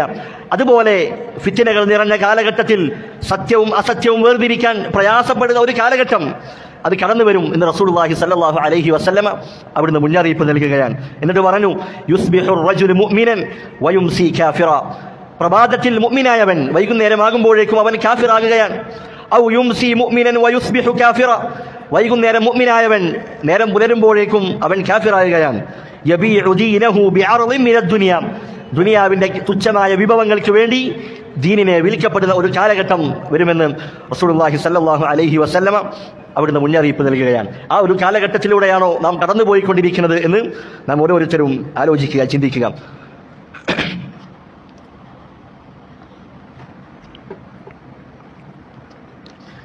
അതുകൊണ്ട് ഈ വിശ്വാസം, റസൂലുള്ളാഹി സ്വല്ലല്ലാഹു അലൈഹി വസല്ലമയും സഹാബത്തും നിലകൊണ്ട ആ മാർഗം, അത് നമ്മൾ പഠിക്കുകയും പ്രാവർത്തികമാക്കാൻ പരിശ്രമിക്കുകയും ചെയ്യുക. സഹാബത്തിന്റെ കാലത്ത് ഇത്തരത്തിലുള്ള ചില പിഴച്ച കക്ഷികൾ ഉണ്ടായിരുന്നു, ബിദ്അത്തിന്റെ കക്ഷികൾ. പക്ഷേ അവർ പ്രത്യക്ഷത്തിൽ പുറമേക്ക് വന്നിട്ടുണ്ടായിരുന്നില്ല. കാരണം സഹാബത്ത് അവർ ജീവിച്ചിരിക്കുന്ന കാലഘട്ടമാണ്. അതുപോലെ അന്നത്തെ ഭരണാധികാരികൾ ഇത്തരത്തിലുള്ള ബിദ്അത്തിന്റെ കക്ഷികളെയെല്ലാം അവർ അടിച്ചൊതുക്കിയിരുന്നു. ജനങ്ങളുടെ ദീൻ അത് ഫസാദാകാതിരിക്കാൻ വേണ്ടി ഇത്തരത്തിലുള്ള പിഴച്ച കക്ഷികൾ അവർ മുളച്ചു പൊന്തുമ്പോൾ തന്നെ അവർ അതിനെ എതിർക്കുകയും അതിനെ മുളയിൽ തന്നെ നുള്ളുകയും എടുത്തു മാറ്റുകയും ചെയ്തിരുന്നു എന്ന് നമുക്ക് കാണാൻ കഴിയും. എന്നാൽ സ്വഹാബത്തിന്റെ കാലം കഴിഞ്ഞു, താബിഈങ്ങളുടെ കാലം കഴിഞ്ഞു. അങ്ങനെ അബ്ബാസിയ ഭരണകാലഘട്ടത്തിൽ അവിടെ ഉണ്ടായിരുന്ന ഒരു ഭരണാധികാരി മഅ്മൂൻ, അദ്ദേഹത്തിന്റെ കാലഘട്ടത്തിൽ ഗ്രീക്ക് തത്വചിന്തകൾ, അവിടെ ഉണ്ടായിരുന്ന ഫൽസഫയുടെ ആളുകൾ അവരുടെ തത്വചിന്തകളെല്ലാം അതെല്ലാം അറബിയിലേക്ക് പരിഭാഷപ്പെടുത്തുകയും അത് മുസ്ലിമീങ്ങൾക്കിടയിൽ വ്യാപിക്കുകയും ചെയ്തു. പ്രത്യേകിച്ച് അവിടെ ഉണ്ടായിരുന്ന ഭരണാധികാരികൾ അവർ അതിൽ ആകൃഷ്ടരാവുകയും ആ നാട്ടിലുള്ള ആളുകളെ ആ മാർഗം പിന്തുടരാൻ അവർ അങ്ങേയറ്റം നിർബന്ധിപ്പിക്കുകയും ചെയ്തു. അതിന്റെ ഫലമായി ധാരാളം പിഴച്ച കക്ഷികൾ ഉടലെടുക്കാൻ തുടങ്ങി. ഓരോ ആളുകളും അവർ ശക്തിയാർജിക്കാൻ തുടങ്ങി. ഈ സന്ദർഭത്തിൽ പണ്ഡിതന്മാർ അവർക്ക് മറുപടി എന്നോണം പലതരത്തിലുള്ള കിതാബുകളും അവർ എഴുതിയിട്ടുണ്ട്. ഗദ്യമായും പദ്യമായും അവർ അതിന് മറുപടികൾ കൊടുത്തിട്ടുണ്ട്. അത്തരത്തിൽ ഉള്ള ഒരു കവിതയാണ് അൽ മൻദൂമത്തുൽ ഹാഇയ എന്ന പേരിൽ അറിയപ്പെടുന്ന ഇബ്നു അബി ദാവൂദ് റഹിമഹുല്ലാഹ് അദ്ദേഹത്തിന്റെ ഈ കവിത. അതാണ് നമ്മൾ ഇൻഷാ അല്ലാഹ് വരുന്ന ക്ലാസ്സുകളിൽ പഠിക്കാൻ ഉദ്ദേശിക്കുന്നത്. കവിത എഴുതിയ വ്യക്തി ഇബ്നു അബി ദാവൂദ്. നമുക്കെല്ലാവർക്കും കേട്ട് പരിചയമുണ്ടാകും. അദ്ദേഹത്തിന്റെ ഉപ്പയെക്കുറിച്ച് നമുക്ക് പരിചയമുണ്ട്. ആരാണ്? അബൂ ദാവൂദ്. ഹദീസുകൾ ഉദ്ധരിക്കുന്ന സമയത്ത് നമ്മൾ ഇമാം ബുഖാരി, ഇമാം മുസ്ലിം എന്നൊക്കെ കേൾക്കുന്നത് പോലെ ഇമാം അബൂ ദാവൂദ് എന്ന് കേൾക്കാറുണ്ട്. വലിയ ഹദീസ് പണ്ഡിതനാണ്. കുത്തുബുസ്സിത്ത 6 പ്രശസ്തമായ ഹദീസ് ഗ്രന്ഥങ്ങൾ എഴുതിയ അതിൽ ഒരു ഗ്രന്ഥത്തിന്റെ രചയിതാവാണ്, വലിയ മുഹദ്ദിസാണ് ഇമാം അബൂ ദാവൂദ് എന്ന് പറയുന്നത്. ആ വലിയ മുഹദ്ദിസിന്റെ മകനാണ് ഇബ്നു അബി ദാവൂദ്. അദ്ദേഹത്തിന്റെ മകനാണ് ഇബ്നു അബി ദാവൂദ്. അദ്ദേഹത്തിന്റെ പേര് അബൂബക്കർ അബ്ദുല്ലാഹി ഇബ്നു സുലൈമാൻ ഇബ്നു അശ്അസ് അൽ അസ്ദി എന്നാണ് അദ്ദേഹത്തിന്റെ നാമം. അബൂബക്കർ എന്നത് അദ്ദേഹത്തിന്റെ കുനിയത്താണ്, അപരനാമമാണ്. ഉമ്മ് അതേപോലെ അബ് ഇതിലേക്ക് ചേർത്ത് പറയുന്നതിനാണെന്ന് പറയുക, കുനിയത്തെന്ന് പറയുക. അദ്ദേഹത്തിന്റെ പേര് അബ്ദുള്ള, ഉപ്പാന്റെ പേരോ സുലൈമാൻ. അപ്പോൾ ഇമാം അബൂ ദാവൂദിന്റെ പേരെന്താണ്? സുലൈമാൻ എന്നാണ്. സുലൈമാൻ ഇബ്നുൽ അശ്അസ്, അതാണ് ഇമാം അബൂ ദാവൂദിന്റെ പേര്. അദ്ദേഹത്തിന്റെ മകനാണ് അബ്ദുള്ള, അദ്ദേഹത്തിന്റെ കുനിയത്ത് അബൂബക്കർ. അദ്ദേഹം ജനിക്കുന്നത് ഹിജ്റ 230-ലാണ്, അഥവാ വളരെ പൗരാണികനാണ്. നമ്മുടെ അഖീദ അത് നമ്മൾ പറയുന്നത് ഹിജ്റ 230-ൽ ജനിച്ച വലിയ ഇമാമിന്റെ അദ്ദേഹം രചിച്ച കിതാബാണ് നാം ഇന്ന് പഠിച്ചുകൊണ്ടിരിക്കുന്നത്. ചില ആളുകൾ ചോദിക്കാറുണ്ട്, നിങ്ങൾ പുത്തൻവാദികളല്ലേ, നിങ്ങൾ ഇമാം മുഹമ്മദ് ബിൻ അബ്ദുൽ വഹാബ് കൊണ്ടുവന്ന വിശ്വാസമല്ലേ നിങ്ങൾക്ക് പറയാനുള്ളത്, അതല്ലെങ്കിൽ ഇബ്നു തൈമിയ പിൽക്കാലത്ത് വന്ന 7-ാം നൂറ്റാണ്ടിൽ വന്ന ഇബ്നു തൈമിയ അദ്ദേഹത്തിന്റെ വാദമല്ലേ നിങ്ങൾ പറയുന്നത് എന്നൊക്കെ ചോദിക്കാറുണ്ട്. അല്ല, നമുക്ക് പറയാനുള്ളത് മുൻഗാമികളായ ഇമാമുമാർ അവർ പറഞ്ഞ അതേ വിശ്വാസമാണ് ഇന്നും നമുക്ക് പറയാനുള്ളത്. ഇമാം ഷാഫിഈയും ഇമാം അഹ്മദ് ബിൻ ഹംബലും ഇമാം മാലിക്കും ഇമാം അബൂ ഹനീഫയും റഹിമഹുമുല്ലാ അവരൊക്കെ പഠിപ്പിച്ച അഖീദ, ഇമാം ബുഖാരിയും ഇമാം മുസ്ലിമും അതുപോലെ ഒട്ടനവധി മുഹദ്ദിസുകൾ അവർ രേഖപ്പെടുത്തിയ അഖീദ അത് തന്നെയാണ് നമുക്കിന്നും പറയാനുള്ളത്. അങ്ങനെ ഹിജ്റ 230-ൽ അദ്ദേഹം സിജിസ്ഥാനിലാണ് അദ്ദേഹം ജനിക്കുന്നത്. അങ്ങനെ തൻ്റെ പിതാവിൻ്റെ കൂടെ ഇൽമ അന്വേഷിക്കുന്നതിന് വേണ്ടി പല സ്ഥലങ്ങളിലേക്കും അദ്ദേഹം യാത്ര ചെയ്തിട്ടുണ്ട്. ഖുറാസാനിലേക്കും അസ്ബഹാനിലേക്കും ബഗ്ദാദിലേക്കും കൂഫയിലേക്കും മക്കയിലേക്കും മദീനയിലേക്കും ഷാമിലേക്കും മിസ്റിലേക്കും എന്നിങ്ങനെ തുടങ്ങി ലോകത്തിൻ്റെ പല ഭാഗങ്ങളിലേക്ക് പല ദിക്കുകളിലേക്കും അദ്ദേഹം ഇൽമ പഠിക്കുന്നതിന് വേണ്ടി ഹദീസുകൾ കേൾക്കുന്നതിന് വേണ്ടി അദ്ദേഹം യാത്ര ചെയ്തതായി നമുക്ക് കാണാം. അങ്ങനെ അദ്ദേഹം പിന്നീട് താമസമാക്കുന്നത് എവിടെയാണ്? ബഗ്ദാദിലാണ്. സിജിസ്ഥാനിൽ ജനിക്കുകയും ബഗ്ദാദിൽ അദ്ദേഹം താമസമാക്കുകയും ചെയ്തു. ഇറാഖുകാരുടെ ഇമാമായി അദ്ദേഹം പിൽക്കാലത്ത് അറിയപ്പെട്ടിരുന്നു. അദ്ദേഹത്തിൻ്റെ ജീവിതത്തിൻ്റെ അവസാന കാലത്ത് അദ്ദേഹത്തിന് കാഴ്ച നഷ്ടപ്പെട്ടതായി ചരിത്രത്തിൽ നമുക്ക് കാണാൻ കഴിയുന്നതാണ്. അദ്ദേഹത്തിൻ്റെ അഖീദയായി വിശ്വാസമായി അദ്ദേഹം പറയുകയാണ് ഈ മൻദൂമ, ഈ കവിത അത് എഴുതിയതിനു ശേഷം അദ്ദേഹം പറഞ്ഞതായി കാണാം, ഹാദാ ഖൗലി, ഇതാണ് എൻ്റെ വിശ്വാസം, എൻ്റെ അഭിപ്രായം ഇതാണ്. വഖൗലു അബി, എൻ്റെ ഉപ്പയുടെയും വിശ്വാസം ഇത് തന്നെയാണ്. വഖൗലു അഹ്മദ് ബിൻ ഹംബൽ, ഇമാം അഹ്മദ് ബിൻ ഹംബലിൻ്റെയും വിശ്വാസം ഇത് തന്നെയാണ്. വഖൗലു മൻ അദ്റക്നാ മിൻ അഹ്ലിൽ ഇൽം, ഞാൻ കണ്ടിട്ടുള്ള, ഞാൻ സഹവസിച്ചിട്ടുള്ള, ഞാൻ പഠിച്ചിട്ടുള്ള പണ്ഡിതന്മാർ അവരുടെ എല്ലാം വിശ്വാസം ഇതാണ്. വമൻ ലം നുദ്രിക് മിമ്മൻ ബലഗനാ അൻ, നാം നേരിട്ട് കണ്ടിട്ടില്ലാത്ത നമ്മുടെ മുൻഗാമികളായ പണ്ഡിതന്മാർ അവരുടെയും വിശ്വാസം ഇത് തന്നെയാണ്. ഫമൻ ഖാല ഗൈറ ഹാദാ ഫഖദ് കദബ്, ഇതല്ലാത്ത മറ്റൊന്ന് അവരുടെ മേൽ പറയുകയാണെങ്കിൽ അത് കളവാണ്. ഇതാണ് ഞങ്ങളുടെ വിശ്വാസമെന്ന് അദ്ദേഹം അതിൻ്റെ അവസാനത്തിൽ പറഞ്ഞതായി കാണാം. അദ്ദേഹം മരണപ്പെടുന്നത് ഹിജ്റ 316-ലാണ്. ഇബ്നു അബി ദാവൂദ് അബൂബക്കർ അബ്ദുല്ലാഹി ബിൻ സുലൈമാൻ ഇബ്ൻ അശ്അസ് റഹിമഹുല്ലാ അദ്ദേഹം മരണപ്പെടുന്നത്. അദ്ദേഹത്തിൻ്റെ കവിതയാണ് അൽ ഹായിയ. എന്താണ് അൽ ഹായിയ എന്ന് പറഞ്ഞാൽ അർത്ഥം? ആ കവിതയുടെ ഓരോ വരികളും അത് അവസാനിക്കുന്നത് ഹ എന്ന അക്ഷരത്തിലാണ്. അതുകൊണ്ടാണ് അതിന് ഹായിയ എന്ന് പേര് വന്നത്. ശൈഖുൽ ഇസ്ലാം ഇബ്നു തൈമിയയ്ക്ക് ലാമിയയുണ്ട്. അപ്പോൾ അത് ഏതക്ഷരത്തിലായിരിക്കും അവസാനിക്കുന്നുണ്ടാവുക? ലാമിലാണ്. അതുപോലെ ഇമാം ഇബ്നുൽ ഖയ്യിമിന് നൂനിയയുണ്ട്, നൂനിയത്ത് ഇബ്നുൽ ഖയ്യിം. അതിലെ ഓരോ വരികളും അവസാനിക്കുന്നത് നൂനിലാണ്. അങ്ങനെ ഓരോ വരികളും അത് അവസാനിക്കുന്ന വരി, അക്ഷരം അത് പരിഗണിച്ചുകൊണ്ടാണ് മൻദൂമത്തുൽ ഹായിയ എന്ന് പറയാറുണ്ട്. അതുപോലെ അൽ ഖസീദത്തുൽ ഹായിയ, അതുപോലെ മൻദൂമത്തു ഇബ്നി അബി ദാവൂദ്, ഇങ്ങനെയൊക്കെ ഈ പേരിലൊക്കെ ഈ കവിത അറിയപ്പെടാറുണ്ട്. 33 വരികളാണ് ഈ കവിതയ്ക്കുള്ളത്. ചില ആളുകൾ 36 എന്ന് രേഖപ്പെടുത്തിയവരുണ്ട്, ചില ആളുകൾ 40 എന്ന് പറഞ്ഞിട്ടുണ്ട്. പക്ഷേ ഏറ്റവും ശരിയായത് 33 വരികളാണ്. പിൽക്കാലത്ത് വന്ന ചില ആളുകൾ അതിലേക്ക് ചില വരികൾ അതിൻ്റെ കൂടെ ചേർത്തു എന്നതൊഴിച്ച് 33 വരികളാണ് ഈ കവിതയ്ക്ക് ഉള്ളത്. അതിൻ്റെ വിശദീകരണമാണ് ഇൻഷാ അള്ളാഹ് നാം പഠിക്കാൻ ഉദ്ദേശിക്കുന്നത്. അദ്ദേഹം പറഞ്ഞു, ഒന്നാമത്തെ വരിയിൽ അദ്ദേഹം പറയുകയാണ്, തമസ്സക് ബിഹബിലില്ലാഹി വത്തബിഇൽ ഹുദാ വലാ തകു ബിദ്ഇയ്യൻ ലഅല്ലക തുഫ്ലിഹു. അദ്ദേഹം പറയുകയാണ്, തമസ്സക് ബിഹബിലില്ലാഹ്, നീ അല്ലാഹുവിൻ്റെ കയർ മുറുകെ പിടിക്കുക. വത്തബിഇൽ ഹുദാ, നീ സന്മാർഗത്തെ ഹുദയെ പിൻപറ്റുക. വലാ തകു ബിദ്ഇയ്യൻ, നീ ബിദ്അത്തുകാരനാകാൻ പാടില്ല. ലഅല്ലക തുഫ്ലിഹു, അങ്ങനെയാണെങ്കിൽ നിനക്ക് വിജയിക്കാം. 3 കാര്യങ്ങളാണ് ഈ വരിയിലൂടെ അദ്ദേഹം നമ്മെ പഠിപ്പിക്കുന്നത്. അദ്ദേഹം അഖീദ വിശദീകരിക്കുന്നതിന് മുൻപായി, അഹ്ലുസുന്നയുടെ ഓരോ അടിസ്ഥാനങ്ങളും പറയുന്നതിന് മുൻപായി അദ്ദേഹം നമ്മെ പഠിപ്പിക്കുന്ന കാര്യം എന്താണ്? നാം എവിടെ നിന്നാണ് അഖീദ പഠിക്കേണ്ടത്? അഖീദ സ്വീകരിക്കാനുള്ള സ്രോതസ് എന്താണ്? അതാണ് ആദ്യമായി അദ്ദേഹം പഠിപ്പിക്കുന്നത്. അതുകൊണ്ട് തമസ്സക്, നീ മുറുകെ പിടിക്കുക, ശക്തിയായി പിടിക്കുക. ബിഹബിലില്ലാ, അള്ളാഹുവിൻ്റെ കയർ. എന്താണ് അള്ളാഹുവിൻ്റെ കയർ എന്നതുകൊണ്ട് അർത്ഥമാക്കുന്നത്? അൽ ഖുർആൻ. വിശുദ്ധ ഖുർആനിൽ അള്ളാഹു പറഞ്ഞു, വഅതസിമൂ ബിഹബിലില്ലാഹി ജമീഅ, നിങ്ങളെല്ലാവരും അള്ളാഹുവിൻ്റെ കയർ മുറുകെ പിടിക്കുക. അത് ഖുർആനാണ്. അള്ളാഹുവും അവൻ്റെ സൃഷ്ടികളും തമ്മിലുള്ള ബന്ധം, ആ കയറെന്ന് പറയുന്നത് അത് ഖുർആനാണ്. അതുകൊണ്ട് ആ ഖുർആൻ മുറുകെ പിടിക്കുക, അത് ജീവിതത്തിൽ പ്രാവർത്തികമാക്കുക. അതുപോലെ വത്തബിഇൽ ഹുദ, നിങ്ങൾ ഹുദയെ പിൻപറ്റിക്കൊള്ളുക. വിശുദ്ധ ഖുർആനിൽ അള്ളാഹു റസൂലുള്ളാഹി സ്വല്ലല്ലാഹു അലൈഹി വസല്ലമയോട് പറയുകയാണ്, വത്തബിഅ മാ യൂഹാ ഇലൈക മിർ റബ്ബിക്, നബിയോട് പറയുകയാണ്, നിന്റെ റബ്ബിൽ നിന്ന് നിനക്ക് വഹി നൽകപ്പെട്ട കാര്യം അത് നീ പിൻപറ്റിക്കൊള്ളുക. റസൂലുള്ളാഹി സ്വല്ലല്ലാഹു അലൈഹി വസല്ലമയോട് പറയുകയാണ്, ഫസ്തഖിം കമാ ഉമിർത്, റസൂലേ താങ്കളോട് എങ്ങനെയാണോ കൽപ്പിക്കപ്പെട്ടത് അതുപോലെ നേരെ ചൊവ്വേ താങ്കൾ നിലകൊള്ളുക എന്ന് വിശുദ്ധ ഖുർആനിൽ അള്ളാഹു പറഞ്ഞതായിരിക്കണം. അതുകൊണ്ടല്ല ഹുദ എന്ന് പറഞ്ഞാൽ റസൂലുള്ളാഹി സ്വല്ലല്ലാഹു അലൈഹി വസല്ലമക്ക് അവിടുന്ന് നിയോഗിക്കപ്പെട്ട ആ മാർഗം അള്ളാഹു റസൂലിന്റെ മേൽ അവതരിപ്പിച്ച കാര്യം സുന്നത്ത് എന്ന് നമുക്ക് പറയാം. അപ്പോൾ ഖുർആനും സുന്നത്തും നീ മുറുകെ പിടിക്കുക. ഈ ഹുദ എന്നുള്ള വാക്ക് അത് ഖുർആനിൽ അതുപോലെ സുന്നത്തിൽ രണ്ട് അർത്ഥത്തിൽ അത് ഉപയോഗിക്കാറുണ്ട്. ഒന്നാമത്തേത് ഏതാണ്? ഹിദായത്തു തൗഫീഖ് വൽ ഇൽഹാം ലിൽ ഈമാനി വൽ അഅമാലി സ്വാലിഹ. ഹിദായത്തിന്റെ മാർഗത്തിൽ ചേർക്കുന്നവൻ, നമുക്ക് ഹിദായത്ത് നൽകുന്നവൻ, അതിനുള്ള തൗഫീഖ് നൽകുന്നവൻ. ഈ ഒരു അർത്ഥത്തിൽ ഹിദായത്ത് എന്നുള്ള വാക്ക് ഖുർആനിൽ അല്ലാഹു സുബ്ഹാനഹു വ തആല ഉപയോഗിച്ചിട്ടുണ്ട്. ഒരായത്തിൽ നമുക്ക് കാണാം, വിശുദ്ധ ഖുർആനിൽ അല്ലാഹു നബി സല്ലല്ലാഹു അലൈഹി വസല്ലമയോട് പറയുകയാണ്, ഇന്നക ലാ തഹ്ദീ മൻ അഹ്ബബ്ത. നബിയോട് പറയുന്നു, താങ്കൾക്ക് ഇഷ്ടപ്പെട്ടവരെ ഹിദായത്തിലാക്കാൻ താങ്കൾക്ക് കഴിയുകയില്ല. വലാകിന്നല്ലാഹ യഹ്ദീ മൻ യശാ. അല്ലാഹു അവൻ ഉദ്ദേശിക്കുന്ന ആളുകളെ അവൻ ഹിദായത്തിലാക്കുന്നതാണ്. ഈ ആയത്ത് അവതരിക്കുന്നത് എപ്പോഴാണ്? നബിയുടെ പ്രതിവ്യൻ അബൂ ത്വാലിബ് അദ്ദേഹം മരണാസന്നനായി കിടക്കുകയാണ്. റസൂലുള്ളാഹി സ്വല്ലല്ലാഹു അലൈഹി വസല്ലം അദ്ദേഹത്തെ സന്ദർശിക്കുകയാണ്. റസൂലിനെ ധാരാളമായി സഹായിച്ച വ്യക്തിയാണ്. അങ്ങനെ റസൂൽ അദ്ദേഹത്തോട് പറയുകയാണ്, യാ അമ്മി ഖുൽ ലാ ഇലാഹ ഇല്ലല്ലാഹ്. അദ്ദേഹത്തോട് ലാ ഇലാഹ ഇല്ലല്ലാഹ് പറയാൻ വേണ്ടി റസൂൽ അവിടുന്ന് ആവശ്യപ്പെടുകയാണ്. പക്ഷേ അദ്ദേഹത്തിന്റെ ചുറ്റും മുശ്രിക്കുകളായ അബൂജഹലും അതുപോലെ മറ്റ് നേതാക്കന്മാരൊക്കെ അവിടെ ഉണ്ടായിരുന്നു. അവരൊക്കെ അദ്ദേഹത്തെ അതിൽ നിന്ന് പിന്തിരിപ്പിക്കുകയാണ്. അങ്ങനെ അദ്ദേഹം മരണപ്പെടുന്നത് എങ്ങനെയാണ്? അലാ മില്ലത്തി അബ്ദുൽ മുത്തലിബ്. അബ്ദുൽ മുത്തലിബിന്റെ മാർഗത്തിലായിക്കൊണ്ടാണ് അദ്ദേഹം മരണപ്പെടുന്നത്. ഈ സന്ദർഭത്തിലാണ് അള്ളാഹു ആയത്തിറക്കുന്നത്, നബിയെ താങ്കൾക്ക് ഇഷ്ടമുള്ളവരെ താങ്കൾക്ക് ഹിദായത്തിലാക്കാൻ കഴിയുകയില്ല. അള്ളാഹു അവൻ ഉദ്ദേശിക്കുന്ന ആളുകൾക്ക് അവൻ ഹിദായത്ത് നൽകുന്നു.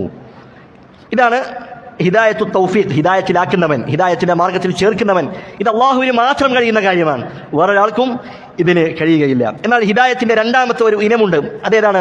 ഹിദായത്തു ദലാലത്തി വൽ ബയാൻ. സന്മാർഗം, ഹിദായത്തിന്റെ മാർഗം അത് മറ്റുള്ളവർക്ക് അറിയിച്ചു കൊടുക്കുക. അത് നമുക്കും കഴിയുന്ന കാര്യമാണ്. അറിവുള്ളവർക്ക്, അമ്പിയാക്കന്മാർക്ക്, അവർക്കൊക്കെ കഴിയുന്ന കാര്യമാണ് ഹിദായത്തിന്റെ മാർഗം അതൊരാൾക്ക് അറിയിച്ചു കൊടുക്കുക, അവർക്ക് ആ മാർഗം കാണിച്ചു കൊടുക്കുക എന്നുള്ളത്. അതാണ് വിശുദ്ധ ഖുർആനിൽ അല്ലാഹു സുബ്ഹാനഹു വ തആല പറഞ്ഞു, വഇന്നക ലതഹ്ദീ ഇലാ സിറാത്തിൻ മുസ്തഖീം. നബിയോട് പറയുകയാണ്, തീർച്ചയായും നീ നേരായ മാർഗത്തിലേക്ക് മാർഗദർശനം നൽകുന്നവനാണ്. നബി മാർഗദർശനം നൽകുന്നവനാണ്, ആ മാർഗത്തിലേക്ക് മാർഗം കാണിച്ചു കൊടുക്കുന്നവനാണ്, അതിലേക്ക് വഴി കാണിച്ചു കൊടുക്കുന്നവനാണ്, അത് വ്യക്തമാക്കി കൊടുക്കുന്നവനാണ്. എന്നാൽ ആ മാർഗത്തിൽ ചേർക്കുന്നവനാരാണ്? അല്ലാഹു സുബ്ഹാനഹു വ തആല മാത്രമാണ്. അത് അല്ലാഹുവിന് മാത്രമേ അതിന് കഴിയുകയുള്ളൂ എന്ന് മനസ്സിലാക്കുക.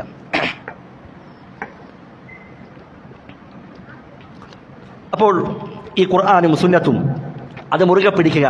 അതിലാണ് ഈ ഉമ്മത്തിന്റെ ഐക്യം, അതിലാണ്. അതല്ലാതെ ഒരിക്കലും അവർ ഐക്യപ്പെടുകയില്ല. അതാണ് വിശുദ്ധ ഖുർആനിൽ നാം മുമ്പ് ഓതിയ ആയത്ത്. അല്ലാഹു പറഞ്ഞു, വഅതസിമൂ ബിഹബ്ലില്ലാ, നിങ്ങൾ അല്ലാഹുവിന്റെ കയർ മുറുകെ പിടിക്കുക. വലാ തഫറഖു, നിങ്ങൾ എന്താക്കരുത്, ഭിന്നിക്കാൻ പാടില്ല. എന്നിട്ട് അല്ലാഹു പറയുന്നുണ്ട്, വദ്കുറൂ നിഅമതല്ലാഹി അലൈക്കും, അല്ലാഹു നിങ്ങൾക്ക് ചെയ്തിരുന്ന അനുഗ്രഹം അത് നിങ്ങൾ ഓർക്കുക.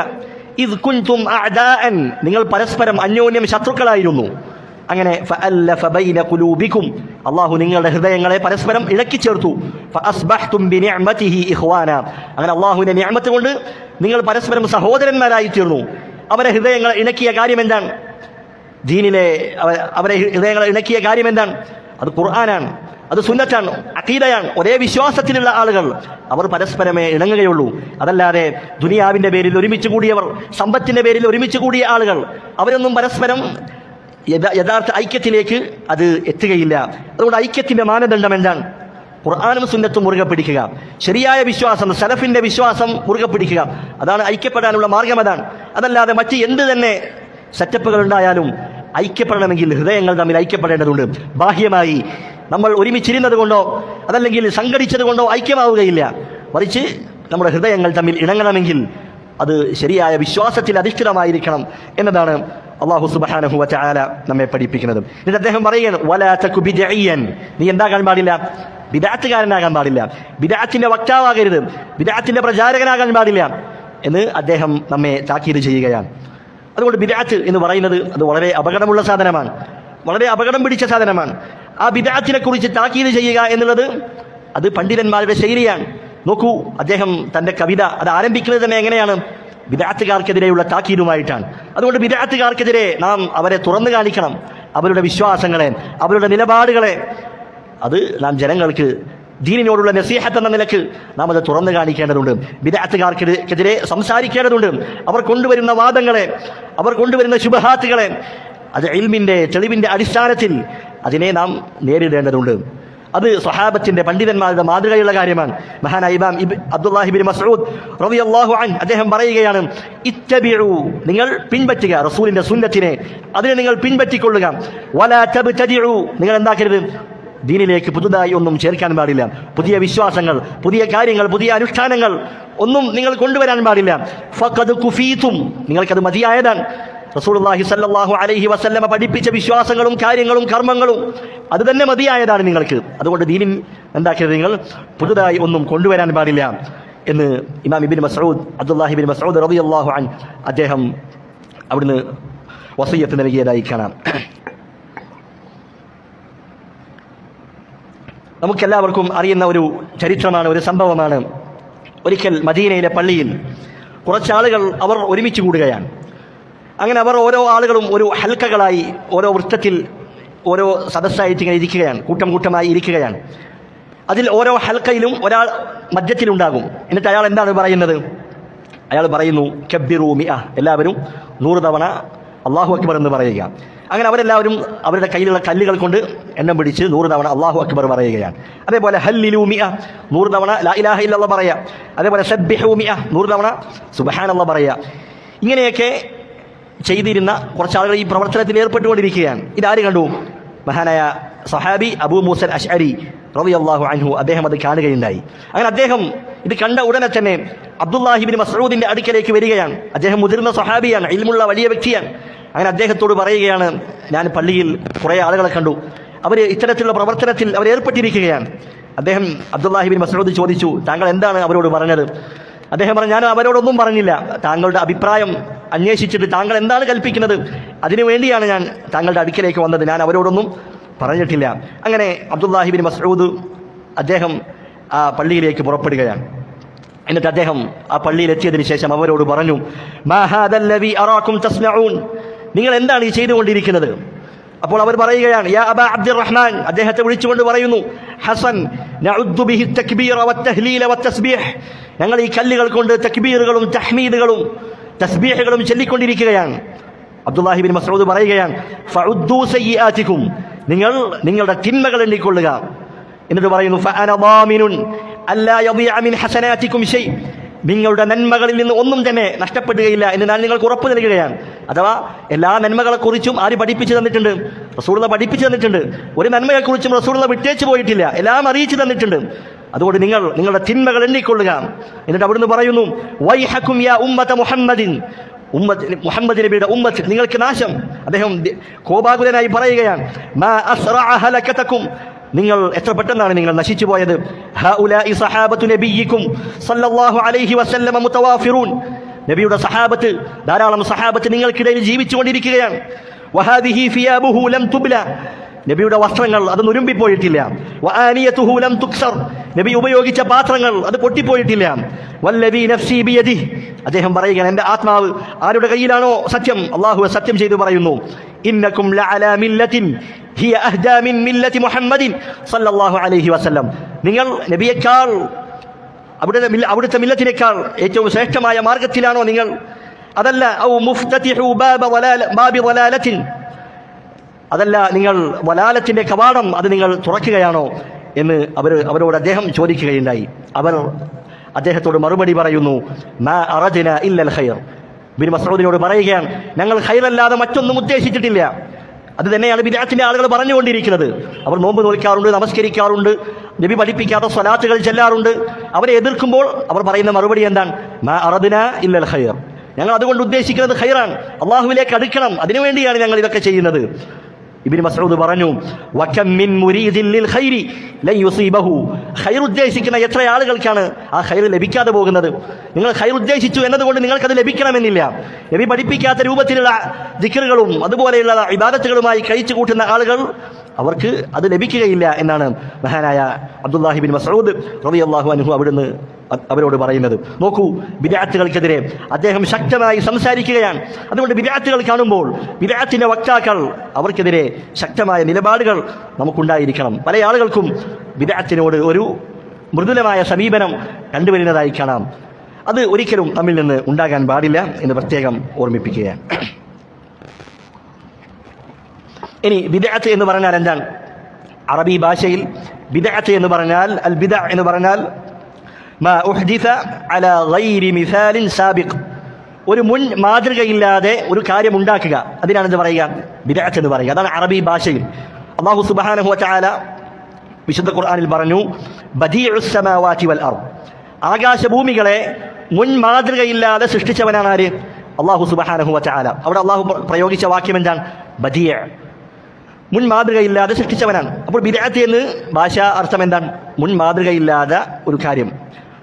എന്നാൽ ദീനിൽ ബിദ്അത്ത് എന്ന് പറഞ്ഞാൽ മാ ഉഹ്ദിസ ഫിദ്ദീനി മിമ്മാ ലൈസ ലഹു അസ്ലുൻ ഫീ കിതാബില്ലാഹി വസുന്നതി റസൂലിഹി സ്വല്ലല്ലാഹു അലൈഹി വസല്ലം, റസൂലിന്റെ സുന്നത്തിലോ ഖുർആനിലോ യാതൊരു അടിത്തറയുമില്ലാത്ത മാതൃകയുമില്ലാത്ത കാര്യങ്ങൾ, അത്തരത്തിലുള്ള കാര്യങ്ങൾ ദീനിന്റെ പേരിൽ കടത്തിക്കൂട്ടിയ കാര്യങ്ങൾക്കാണ് ബിദ്അത്ത് എന്ന് പറയുക. അതിനെക്കുറിച്ചാണ് റസൂലുള്ളാഹി സ്വല്ലല്ലാഹു അലൈഹി വസല്ലം പറഞ്ഞത്, മൻ അമില അമലൻ ലൈസ അലൈഹി അംറുനാ ഫഹുവ റദ്ദുൻ, ഈ ദീനിന്റെ വിഷയത്തിൽ നമ്മുടെ കൽപ്പനയില്ലാത്ത ഒരു പ്രവർത്തനം ആരെങ്കിലും ചെയ്താൽ അത് അല്ലാഹു തള്ളിക്കളയുന്നതാണ്, അത് സ്വീകരിക്കുകയില്ല എന്നവിടുന്ന് പഠിപ്പിച്ചതായി കാണാം. അതുകൊണ്ട് ബിദ്അത്തുകൾ അത് മുഴുവൻ അത് നരകത്തിലേക്കാണ് നമ്മെ കൊണ്ടെത്തിക്കുക. റസൂലുള്ളാഹി സ്വല്ലല്ലാഹു അലൈഹി വസല്ലം എല്ലാ ഖുതുബയിലും അവിടുന്ന് ഓർമ്മിപ്പിച്ച കാര്യമാണ്, വകുല്ലു ബിദ്അത്തിൻ ളലാലത്തുൻ, എല്ലാ ബിദ്അത്തും ളലാലത്താണ്, വകുല്ലു ളലാലത്തിൻ ഫിന്നാർ, എല്ലാ ബിദ്അത്തും അത് നരകത്തിലാണ് എന്ന് റസൂലുള്ളാഹി സ്വല്ലല്ലാഹു അലൈഹി വസല്ലം അവിടുന്ന് പഠിപ്പിച്ചതാണ്. അതുകൊണ്ട് ബിദ്അത്തുകൾ അത് മുഴുവൻ എന്താണ്? വലാലത്താണ്, വഴികേടാണ്. ആ ബിദ്അത്തിന്റെ കൂട്ടത്തിൽ ബിദ്അത്തുൻ ഹസന, നല്ല ബിദ്അത്തുണ്ട് എന്ന് പറയുന്നവരുണ്ട്. അതൊരിക്കലുമില്ല. റസൂലുള്ളാഹി സ്വല്ലല്ലാഹു അലൈഹി വസല്ലം പറഞ്ഞത് എന്താണ്? കുല്ലു ബിദ്അത്തിൻ വലാലത്തുൻ, എല്ലാ ബിദ്അത്തും. അറബി അറിയുന്നവർക്കറിയാം, കുല്ലു എന്ന് പറഞ്ഞാൽ എല്ലാം എന്നാണ് അർത്ഥം. അതുകൊണ്ട് ദീനിലേക്ക് കടത്തിക്കൂട്ടിയ എല്ലാ ബിദ്അത്തും അതെന്താണ്? അത് വലാലത്താണ്. അതിൽ നല്ല ബിദ്അത്ത്, ചീത്ത ബിദ്അത്ത് എന്നിങ്ങനെ വേർതിരിക്കാൻ നിർവാഹമില്ല. അത് ചില പണ്ഡിതന്മാരൊക്കെ അങ്ങനെ ചെയ്തിട്ടുണ്ട്. അത് അവർക്ക് പറ്റിയ അബദ്ധമാണ് എന്ന് നാം മനസ്സിലാക്കുക. മറിച്ചെന്താണ്? അത് ശരിയായ അഭിപ്രായം റസൂലുള്ളാഹി സ്വല്ലല്ലാഹു അലൈഹി വസല്ലമ നമുക്ക് പഠിപ്പിച്ചു തന്ന കാര്യം. എല്ലാ ബിദ്അത്തും എന്താണ്? വലാലത്താണ്. ദീനിലേക്ക് കടത്തിക്കൂട്ടിയതെല്ലാം അത് വഴികേടാണ്. അതൊരിക്കലും നമ്മെ സ്വർഗത്തിലേക്ക് എത്തിക്കുന്ന കാര്യമല്ല. ഇനി ബിദ്അത്തുകൾ പ്രധാനമായും രണ്ട് ഇനമാണ്. ഒന്നെന്താണ്? ബിദ്അഉൻ ഇഅ്തിഖാദിയ്യ, വിശ്വാസപരമായ ബിദ്അത്തുകളുണ്ട്. അതുപോലെ ബിദ്അഉൻ അമലിയ്യ, കർമ്മങ്ങളിലുള്ള ബിദ്അത്തുകളുണ്ട്. നാം പൊതുവെ ബിദ്അത്ത് എന്ന് കേൾക്കുമ്പോൾ നമ്മുടെ മനസ്സിലേക്ക് കടന്നു വരാറുള്ളത് ഏതാണ്? കർമ്മങ്ങളിലുള്ള ബിദ്അത്തുകളാണ്. കൂട്ടപ്രാർത്ഥന, അതുപോലെയുള്ള ബിദ്അത്തുകൾ, പ്രവർത്തനങ്ങളിലുള്ള ബിദ്അത്തുകൾ, നബിദിനാഘോഷം, ഇതൊക്കെയാണ് നമ്മുടെ മനസ്സിലേക്ക് പെട്ടെന്ന് കടന്നു വരിക. അതാണ് കർമ്മങ്ങളിലുള്ള ബിദ്അത്തുകൾ. എന്നാൽ അതിനേക്കാൾ ഗൗരവമാണ് വിശ്വാസപരമായ ബിദ്അത്തുകൾ. ബിദ്അഉൻ ഇഅ്തിഖാദിയ്യ, വിശ്വാസപരമായ ബിദ്അത്തുകൾ. അത് സഹാബത്തിന്റെ കാലത്ത് തന്നെ ഉണ്ടായിട്ടുണ്ട്. ഖദരിയാക്കൾ, ഖദറിനെ നിഷേധിക്കുന്ന ആളുകൾ, അത് വിശ്വാസപരമായ ബിദ്അത്താണ്. അതുപോലെ ഖവാരിജികൾ, വൻ പാപം ചെയ്ത ആൾ അവനെന്താണ്? അവൻ നരകത്തിൽ ശാശ്വതനാണ്.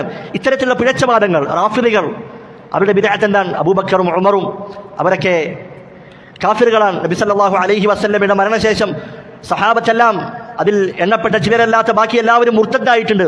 ഇത്തരത്തിലുള്ള പിഴച്ച ബിദ്അത്തുകൾ, ഇതൊക്കെ എന്താണ്? ബിദ്അഉൻ ഇഅ്തിഖാദിയാണ്, വിശ്വാസപരമായ ബിദ്അത്തുകളാണ്. അപ്പോൾ ഏത് ബിദ്അത്താണ് ഏറ്റവും അപകടം? ഏതാണ്? വിശ്വാസപരമായ ബിദ്അത്തുകളാണ്. അതുകൊണ്ട് ആ വിശ്വാസപരമായ ബിദ്അത്തുകളെ കുറിച്ച് നാം പഠിക്കണം. അത്തരത്തിലുള്ള പിഴച്ച കക്ഷികളുണ്ട്. അശ്അരികളുണ്ട്, മുഅ്തസിലാക്കളുണ്ട്, ഖവാരിജികളുണ്ട്, റാഫിദികളുണ്ട്. ഇങ്ങനെ ഓരോ കക്ഷികളും, ബിദ്അത്തിന്റെ പല കക്ഷികളും അവർ പിൽക്കാലത്ത് വന്നതായി കാണാം. അവരുടെ ബിദ്അത്തുകളൊക്കെ ഏതുമായിട്ടാണ് ബന്ധം? അവരുടെ വിശ്വാസപരമായിട്ടുള്ള ബിദ്അത്തുകളാണ്. അപ്പോൾ ഈ ഉമ്മത്തിൽ ആദ്യം ഉണ്ടായിട്ടുള്ള ബിദ്അത്ത് ഏതാണ്? ഇഅ്തിഖാദിയാണോ അതല്ല അമലിയാണോ? ഇഅ്തിഖാദിയാണ്, വിശ്വാസപരമായിട്ടുള്ള ബിദ്അത്തുകളാണ് ആദ്യം കടന്നുകൂടിയിട്ടുള്ളത്. ശൈഖുൽ ഇസ്ലാം ഇബ്നു തൈമിയ്യ റഹിമഹുല്ലാഹ് അദ്ദേഹം പറഞ്ഞതായി കാണാം, ഇന്നമാ യദ്ഹറു മിനൽ ബിദ്അഇ അവ്വലൻ മാ കാന അഖ്ഫ, ബിദ്അത്തുകൾ ആദ്യം അത് ഗോപ്യമായിരുന്നു, പരസ്യമായിട്ട് പുറത്തേക്ക് വന്നിരുന്നില്ല. കാരണം സ്വഹാബത്തും അതുപോലെ ഇൽമുള്ള ആളുകളൊക്കെ ജീവിച്ചിരിക്കുന്ന കാലമാണ്. ഏതുപോലെ കബിദ്അത്തിൽ ഖദരി വൽ ഖവാരിജ്, ഖദരിയാക്കളും ഖവാരിജുകളും അവരുടെ ബിദ്അത്തുകളൊക്കെ പോലെ. ശൈഖുൽ ഇസ്ലാം ഇബ്നു തൈമിയ്യ പറയുകയാണ്, വകുല്ലമാ ളഅഫ മൻ യഖൂമു ബിനൂരിൻ നുബുവ്വതി ഖവിയത്തിൽ ബിദ്അ. അങ്ങനെ ഈ നബി സല്ലല്ലാഹു അലൈഹി വസല്ലമയുടെ സുന്നത്തിന്റെ പ്രകാശം അത് പഠിപ്പിക്കുന്ന ആളുകൾ അതിൻ്റെ ശക്തി കുറഞ്ഞപ്പോഴാണെന്ത് വിദ്യാർത്ഥികൾ അവർ കരുത്താർജിക്കാൻ തുടങ്ങിയത് എന്ന് അദ്ദേഹം പറഞ്ഞതായി കാണാം. അപ്പോൾ ഈ രണ്ട് തരത്തിലുള്ള വിദ്യാർത്ഥികളുമുണ്ട് എന്ന് നമ്മൾ മനസ്സിലാക്കുക. എന്നിട്ട് അദ്ദേഹം പറയുന്നു, ഈ ഖുർആൻ മുറുകെ പിടിക്കുക, റസൂലിൻ്റെ ചര്യ അത് മുറുകെ പിടിക്കുക, നീ ബിദ്അത്തുകാരനാകാൻ പാടില്ല. അങ്ങനെയാണെങ്കിൽ ലഅല്ലക തുഫ്ലിഹു, എങ്കിൽ എന്താക്കാം? ലഅല്ല, അറബിയിൽ ലഅല്ല എന്ന് പറഞ്ഞാൽ എന്താണ് അർത്ഥം? ആയേക്കാം എന്നാണ്. അപ്പം നീ വിജയിക്കുന്നവനായേക്കാം എന്നാണ് ഇവിടെ ഉദ്ദേശിക്കുന്നത്? അല്ല, ഇവിടെ എന്താണ്? നീ ഉറപ്പായിട്ടും വിജയിക്കും. നിന്റെ വിജയം അത് സുനിശ്ചിതമാണ്. ഖുർആനും സുന്നത്തും മുറുകെ പിടിച്ച് ബിദ്അത്തുകളിൽ നിന്ന് ഒഴിവായവൻ അവൻ വിജയിച്ചവനാണ്. അതല്ലെങ്കിൽ മറ്റൊരർത്ഥമുണ്ട്, ലഅല്ല എന്ന് പറഞ്ഞാൽ നീ വിജയിക്കുന്നതിന് വേണ്ടി നീ എന്ത് ചെയ്യുക? ഖുർആനിനും സുന്നത്തിനെയും അത് നീ മുറുകെ പിടിച്ചുകൊള്ളുക എന്ന് ഇതിൻ്റെ വിശദീകരണത്തിൽ നമുക്ക് കാണാൻ കഴിയുന്നതാണ്. ഇനി നമ്മുടെ വിശ്വാസ കാര്യങ്ങൾ, നമ്മുടെ അഖീദ നാം സ്വീകരിക്കേണ്ടത് എവിടെ നിന്നാണ്? ഖുർആനിൽ നിന്നും സുന്നത്തിൽ നിന്നുമാണ് എന്ന് നാം മനസ്സിലാക്കി. എന്നാൽ ഇതാണ് ശരിയായ മസ്ദറു തലഖി, നമ്മുടെ ശരിയായ സ്രോതസ് ഇതാണ്. എന്നാൽ ഇതല്ലാത്ത പലതുമുണ്ട് നമ്മുടെ നാട്ടിൽ. ഇതല്ലാത്ത പല പ്രമാണങ്ങളുമായി കൊണ്ട് നടക്കുന്ന ആളുകളുണ്ട്. ഒന്നാമത്തേത് എന്താണ്? അർറുആ വൽ മനാമാത്ത്, സ്വപ്നക്കഥകൾ. സ്വപ്നം ഒരു പ്രമാണമായി കൊണ്ട് നടക്കുന്ന ആളുകൾ ഇന്ന് നമുക്ക് ധാരാളമായി ത്വരീഖത്തിൻ്റെ ആളുകൾ, സൂഫികളാണെന്ന് പറയുന്നവർ, അവരുടെ വിശ്വാസ കാര്യങ്ങൾ പടുത്തുയർത്തുന്നത് ഏതിൻ്റെ അടിസ്ഥാനത്തിലാണ്? സ്വപ്നത്തിലാണ്.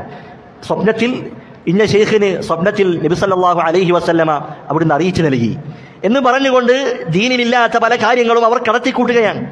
അവരുടെ പ്രമാണം എന്താണ്? സ്വപ്നമാണ്. അർറുആ വൽ മനാമാത്ത്, ഉറക്കത്തിൽ കാണുന്ന കാര്യങ്ങൾ. അതെങ്ങനെയാണ് ദീനിൽ പ്രമാണമാവുക? അതൊരിക്കലും പ്രമാണമല്ല. രണ്ടാമത്തെ വിഭാഗം ആളുകളുണ്ട്. അവരുടെ പ്രമാണം എന്താണ്? അത് അഖലാണ്, ബുദ്ധിയാണ്. ബുദ്ധിക്കനുസരിച്ച് ദീനുണ്ടാക്കുന്ന ആളുകൾ, വിശ്വാസ കാര്യങ്ങളും അതുപോലെ അനുഷ്ഠാന കാര്യങ്ങളൊക്കെ ബുദ്ധിക്കനുസരിച്ച് തെളിവുണ്ടാക്കുന്നവർ. അവരുടെ പ്രമാണം അത് ബുദ്ധിയാണ്.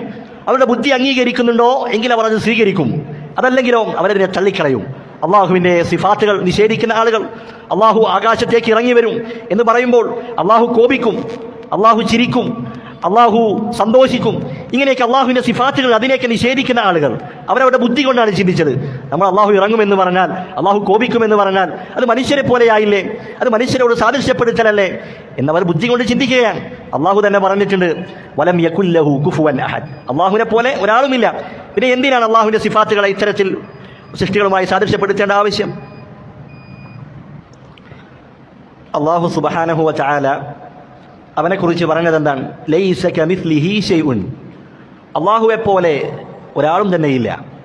അതേപോലെ വലം യകുല്ലഹു കുഫുവൻ അഹദ്, അള്ളാഹുവിന് തുല്യനായി ഒരാളും തന്നെയില്ല. അതേപോലെ ഫലാ തദ്രിബു ലില്ലാഹിൽ അംസാൽ, നിങ്ങൾ അള്ളാഹുവിന് ഉപമ പറയാൻ പാടില്ല, അള്ളാഹുവിനെ പോലെ എന്ന് പറയാൻ പാടില്ല. ഈ മൂന്നായത്തുകൾ അത് പഠിച്ചു വെക്കുക. എന്നിട്ട് അള്ളാഹുവിൻ്റെ സിഫാത്തുകൾ കാണുമ്പോൾ നമ്മുടെ മനസ്സിലേക്ക്, സൃഷ്ടികളിലേക്ക് താരതമ്യപ്പെടുത്താൻ അത് നമ്മുടെ മനസ്സിലേക്ക് കടന്നു വരില്ല.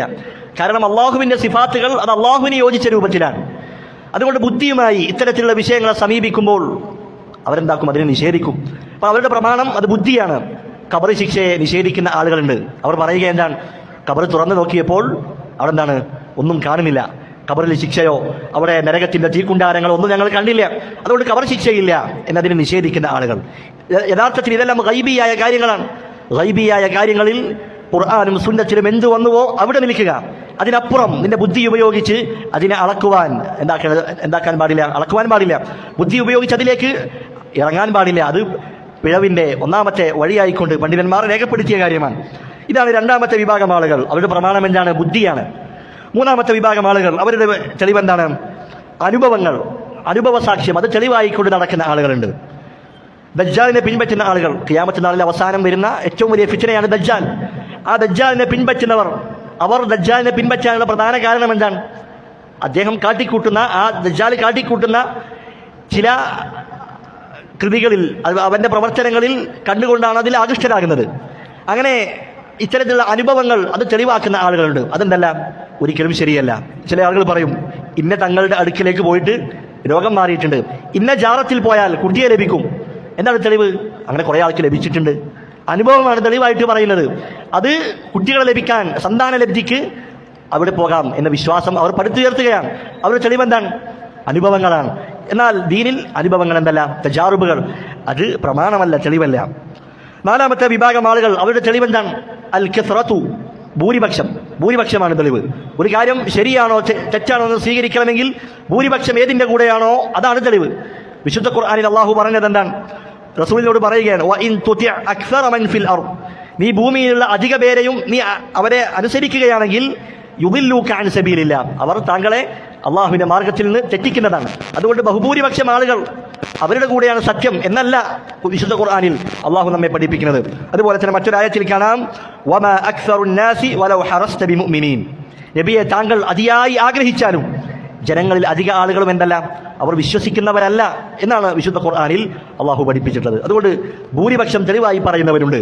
നിങ്ങൾ കുറച്ച് ആളുകളല്ലേ ഉള്ളൂ, ഈ പറയുന്ന ആളുകളൊക്കെ അവർക്ക് നരകത്തിലേക്കാണോ എന്നാണോ നിങ്ങൾ പറയുന്നത് എന്നൊക്കെ ചോദിച്ചുകൊണ്ട് ബാത്തിലായ കാര്യങ്ങൾക്ക് തെളിവ് സ്ഥാപിക്കുന്നവരുണ്ട്. അതെന്താണ്? ഒരു ശുദ്ധമായ അസംബന്ധമാണ് എന്ന് മനസ്സിലാക്കുക. അഞ്ചാമത്തേതാണ് അത്തഖ്ലീദ്. അഞ്ചാമത്തെ വിഭാഗം ആളുകൾ അവരുടെ പ്രമാണം എന്താണ്? തഖ്ലീദാണ്. ഞങ്ങളുടെ ഉപ്പകാരണവന്മാർ അവരങ്ങനെയാണ് ചെയ്തത്. നമ്മുടെ നാട്ടിലുള്ള പഴയ ആളുകൾ അവരങ്ങനെയാണ്, അവരെ ഞങ്ങൾ അങ്ങനെയാണ് കണ്ടത്, അതാണ് അവരുടെ തെളിവ്. ഖുർആനും ആയത്തും ഹദീസൊക്കെ ഓതിയാൽ അവരെന്ത് പറയും? ഇതൊന്നും ഞങ്ങളുടെ ഉപ്പമാർക്ക് പരിചയമില്ല, ഞങ്ങളുടെ വലുപ്പമാർ ഇതൊന്നും കണ്ടിട്ടില്ല എന്നാണ് അവർ പറയുന്നത്. അതെന്തല്ല, അതൊരിക്കലും ദീനിൽ ഒരു പ്രമാണമായി തെളിവായി പറയാൻ പറ്റുന്ന കാര്യമല്ല. വിശുദ്ധ ഖുർആനിൽ അല്ലാഹു പറഞ്ഞു, വഇദാ ഖീല ലഹും തആലൂ ഇലാ മാ അൻസലല്ലാഹു വഇല റസൂൽ, അല്ലാഹുവിലേക്കും അല്ലാഹു അവതരിപ്പിച്ചതിലേക്കും റസൂലിലേക്കും നിങ്ങൾ വരൂ എന്ന് പറഞ്ഞാൽ അവരെന്ത് പറയും? ഹസ്ബുനാ മാ വജദ്നാ അലൈഹി ആബാഅന, ഞങ്ങൾക്ക് ഞങ്ങളുടെ പിതാക്കന്മാർ ഏതൊരു നിലപാടിലാണോ അവരുണ്ടായിരുന്നത് അത് തന്നെ ഞങ്ങൾക്ക് മതി എന്നവർ പറയുമായിരുന്നു എന്ന് വിശുദ്ധ ഖുർആനിൽ അല്ലാഹു സുബ്ഹാനഹു വ തആല പറയുകയാണ്. അതുകൊണ്ട് ഈ അഞ്ചും എന്താണ്? ബാത്തിലായ പ്രമാണങ്ങളാണ്, തെളിവുകളാണ്. നമ്മുടെ പ്രമാണം അത് ഖുർആനും സുന്നത്തുമാണ് എന്ന് മനസ്സിലാക്കുക. എന്നിട്ട് ഇബ്നു അബീ ദാവൂദ് റഹിമഹുല്ലാഹ് അദ്ദേഹം പറയുകയാണ്, വദിൻ ബികിതാബില്ലാഹി വസ്സുനനില്ലതി അതത് അൻ റസൂലില്ലാഹി തൻജു വതർബഹു. വദിൻ, നീ ദീനായി സ്വീകരിക്കുക, ബികിതാബില്ലാഹി വസ്സുനനില്ലതി, മുമ്പ് പറഞ്ഞ അതേ കാര്യം ഒന്നുകൂടി ആവർത്തിക്കുകയാണ്. ഖുർആനും സുന്നത്തും അത് നീ ദീനായി സ്വീകരിക്കുക. എന്നിട്ട് ആ സുന്നത്തിനെ ഒന്നുകൂടി വിശദീകരിക്കുകയാണ്. എങ്ങനെയുള്ള സുന്നത്താണ്? അതത് അൻ റസൂലില്ലാ, റസൂലിൽ നിന്ന് അവിടുന്ന് വന്നിരിക്കുന്ന സുന്നത്ത്. അങ്ങനെയാണെങ്കിൽ തൻജു വതർബഹു, നീ രക്ഷപ്പെടുന്നതാണ്, നിനക്ക് ലാഭം നേടാൻ കഴിയുന്നതാണ് എന്ന് അദ്ദേഹം പഠിപ്പിക്കുകയാണ്. അതുകൊണ്ട് നമ്മുടെ നിലപാടുകൾ, വിശ്വാസങ്ങൾ, നമ്മുടെ കർമ്മങ്ങൾ അതെല്ലാം ഖുർആനിനോടും സുന്നത്തിനോടും യോജിച്ചതായിരിക്കണം. അതിനനുസരിച്ചായിരിക്കണം നാം ജീവിക്കേണ്ടത്. അതല്ലാതെ നമുക്ക് ഇഷ്ടമുള്ളതുപോലെ ജീവിക്കുക, തോന്നിയതുപോലെ ജീവിക്കുക, തോന്നിയ കാര്യങ്ങളൊക്കെ വിശ്വസിക്കുക, എന്നിട്ട് ആ വിശ്വാസങ്ങൾക്ക് അതിന് തെളിവ് കണ്ടെത്തുക എന്നുള്ളത് എന്താണ്? അത് ശരിയായ വഴിയല്ല. അതുകൊണ്ടാണ് പണ്ഡിതന്മാർ പറഞ്ഞതായി കാണാം, ഇസ്തദിൽ ഖബ്ല അൻ തഅതഖിദ്, നീ ഒരു കാര്യം വിശ്വസിക്കുന്നതിന് മുൻപ് എന്ത് ചെയ്യണം? അതിന്റെ തെളിവ് അന്വേഷിക്കണം. തെളിവ് അന്വേഷിച്ച് തെളിവ് പഠിച്ചിട്ടാണ് ആ കാര്യം വിശ്വസിക്കേണ്ടത്. അതല്ലാതെ വലാ തഅതഖിദ് സുമ്മ ഇസ്തദിൽ, ഒരു കാര്യം നീ വിശ്വസിച്ചു വെച്ചു എന്നിട്ട് അതിന് പിന്നീട് ഖുർആനിൽ തെളിവുണ്ടോ എന്ന് അന്വേഷിക്കുകയല്ല വേണ്ടത്. പലരും അങ്ങനെയാണ്. അവർ പണ്ടേ പഠിച്ച കാര്യങ്ങളുണ്ടാകും, അതൊരിക്കലും പിന്നീട് മാറ്റി പറയാൻ അവർ തയ്യാറാകുന്നില്ല. എന്നിട്ട് ഞാൻ പഠിച്ച കാര്യത്തിന് ഖുർആനിൽ തെളിവുണ്ടോ എന്ന് നോക്കും. എന്നിട്ടോ അതിന് തെളിവില്ലെങ്കിൽ അങ്ങനെയുള്ള അതിന് സാദൃശ്യം തോന്നിക്കുന്ന തെളിവുകൾ, ആയത്തുകളൊക്കെ എന്ത് ചെയ്യും? ദുർവ്യാഖ്യാനം ചെയ്യും. അവരുടെ ആശയത്തിന് വേണ്ടി, ആദർശത്തിന് വേണ്ടി തെളിവുകളെ ദുർവ്യാഖ്യാനം ചെയ്യും. അതുകൊണ്ട് നീ ആദ്യം തെളിവ് നോക്കുക, എന്നിട്ട് നീ വിശ്വസിക്കുക, അതാണ് ചെയ്യേണ്ടത് എന്ന് പണ്ഡിതന്മാർ പറഞ്ഞതായി കാണാം. അപ്പോൾ വദിൻ ബികിതാബില്ലാഹി വസ്സുനനില്ലതി അതത് അൻ റസൂലില്ലാഹി തൻജു വതർബഹു. റസൂലുള്ളാഹി സ്വല്ലല്ലാഹു അലൈഹി വസല്ലമ പറഞ്ഞു, തറക്തു ഫീകും ശൈഅൈനി, രണ്ട് കാര്യങ്ങൾ ഞാൻ നിങ്ങളിൽ വിട്ടേച്ചു പോവുകയാണ്. ലൻ തദില്ലു ബഅദഹുമ, അവ രണ്ടും മുറുകെ പിടിക്കുന്ന കാലത്തോളം നിങ്ങൾ എന്താകുകയില്ല, എനിക്ക് ശേഷം നിങ്ങൾ വഴിപിഴക്കുകയില്ല. ഏതാണത്? കിതാബല്ലാഹി വസുന്നതി, അല്ലാഹുവിന്റെ കിതാബും എൻ്റെ സുന്നത്തുമാണത്. ഈ വരികളിൽ എന്തിനുള്ള തെളിവുണ്ട്? ഖുർആനും സുന്നത്തും, അത് രണ്ടും നാം മുറുകെ പിടിക്കണം. അപ്പോൾ ഖുർആനിന്റെ ആളുകളുണ്ട്, ഞങ്ങൾ ഖുർആൻ മാത്രമേ സ്വീകരിക്കുകയുള്ളൂ എന്ന് പറയുന്ന ആളുകളുണ്ട്. അവർക്കുള്ള മറുപടി ഈ വരിയിൽ ഉണ്ട് എന്ന് ഇതിന്റെ വിശദീകരണത്തിൽ നമുക്ക് കാണാൻ കഴിയുന്നതാണ്. റസൂലുള്ളാഹി സ്വല്ലല്ലാഹു അലൈഹി വസല്ലമ പറയുകയാണ്, അലാ വ ഇന്നി ഊതീതുൽ ഖുർആന വമിസ്ലഹു മഅഹു, എനിക്ക് ഖുർആനും അതുപോലെയുള്ള മറ്റൊന്നും നൽകപ്പെട്ടിട്ടുണ്ട്, അഥവാ ഖുർആനും സുന്നത്തും എനിക്ക് നൽകപ്പെട്ടിട്ടുണ്ട് എന്ന് അവിടുന്ന് പറയുകയാണ്. മറ്റൊരു ഹദീസിൽ അവിടുന്ന് പറയുകയാണ്, അവസാന കാലഘട്ടത്തിൽ ചില ആളുകൾ അവരെന്നെ കളവാക്കും, അവർ അവരുടെ ചാരികസാരയിലിരുന്ന് അവരെന്നെ കളവാക്കാറായിരിക്കുന്നു. എൻ്റെ ഹദീസിനെ കുറിച്ച് അവരോട് പറയപ്പെട്ടാൽ അവരെന്ത് പറയും? ബൈനനാ വബൈനകും കിതാബുല്ലാഹ്, നമുക്കിടയിൽ അള്ളാഹുവിന്റെ കിതാബുണ്ട്, ഖുർആനുണ്ട്. ഫമാ വജദ്നാ ഫീഹി മിൻ ഹലാലിൻ ഇസ്തഹലല്ല, ആ ഖുർആനിൽ അള്ളാഹു എന്തൊക്കെ ഹലാലായി നമുക്ക് പഠിപ്പിച്ചിട്ടുണ്ടോ അത് നമുക്ക് എന്താക്കാം? ഹലാലായി അംഗീകരിക്കാം. വമാ വജദ്നാ ഫീഹി മിൻ ഹറാമിൻ ഫഹറംനാ. ആ ഖുർആനിൽ അള്ളാഹു എന്തൊക്കെ ഹറാമാണെന്ന് പറഞ്ഞിട്ടുണ്ടോ അത് നമുക്ക് ഹറാമാക്കാം എന്ന് പറയുന്ന ചില ആളുകൾ അവർ കടന്നു വരും. എന്നിട്ട് റസൂലുള്ളാഹി പറയുകയാണ്, അല നിങ്ങൾ അറിഞ്ഞുകൊള്ളുക, വ ഇന്നമാ ഹറമ റസൂലുള്ളാഹി മിസ്ല മാ ഹറമല്ലാഹ്. അള്ളാഹു ഹറാമാക്കിയതുപോലെ തന്നെയാണ് റസൂലുള്ളാഹി ഒരു കാര്യം ഹറാമാക്കുന്നതും. അതുകൊണ്ട് ഹലാലും ഹറാമും തീരുമാനിക്കുന്ന വിഷയത്തിൽ ഖുർആനും സുന്നത്തും അത് ഒരുപോലെയാണ്. ഖുർആനിൽ ഒരു കാര്യം ഹറാമാണ്, ഹദീസിൽ ഒരു കാര്യം ഹറാമാണെങ്കിൽ അത് അതിനേക്കാൾ ഗൗരവം കുറഞ്ഞത് എന്നൊന്നില്ല. മറിച്ച് ഹറാമ് ഹലാല് തീരുമാനിക്കുന്നതിൽ, ദീനിന്റെ വിധികൾ തീരുമാനിക്കുന്ന വിഷയത്തിൽ ഖുർആനും സുന്നത്തും ഒരുപോലെയാണ്. പക്ഷേ ഖുർആനിന് എന്തുണ്ട്? സുന്നത്തിനേക്കാൾ ധാരാളം ശ്രേഷ്ഠതകളുണ്ട്. ഖുർആൻ പാരായണത്തിന് പ്രത്യേകം പ്രതിഫലങ്ങളുണ്ട്. അതെല്ലാം മറ്റു വിഷയങ്ങളാണ്. അതുകൊണ്ട് ഖുർആനും സുന്നത്തും അത് രണ്ടും മുറുകെ പിടിക്കണം. ഖുർആൻ മാത്രം മതി എന്ന് പറയുന്ന ആളുകൾക്ക് അവർക്കുള്ള മറുപടി ഷെയ്ഖ് റഹിമഹുള്ള ഈ വരിയിൽ ഉൾക്കൊള്ളിച്ചിട്ടുണ്ട്. അതുകൊണ്ട് അത്തരത്തിൽ ഖുർആനിനെയും സുന്നത്തിനെയും മുറുകെ പിടിക്കുകയും നമ്മുടെ വിശ്വാസ കാര്യങ്ങളും നമ്മുടെ പ്രവർത്തന അമലുകളും അതെല്ലാം നാം മടക്കേണ്ടത് ഖുർആനിലേക്കും സുന്നത്തിലേക്കുമായിരിക്കണം. അത്തരത്തിലുള്ള ആളുകളിൽ അല്ലാഹു സുബ്ഹാനഹു വ തആല നാം ഏവരെയും ഉൾപ്പെടുത്തി അനുഗ്രഹിക്കുമാറാകട്ടെ. സുബ്ഹാനക അല്ലാഹുമ്മ വബിഹംദിക അശ്ഹദു അൻ ലാ ഇലാഹ ഇല്ലാ അൻത അസ്തഗ്ഫിറുക വ അതൂബു ഇലൈക്.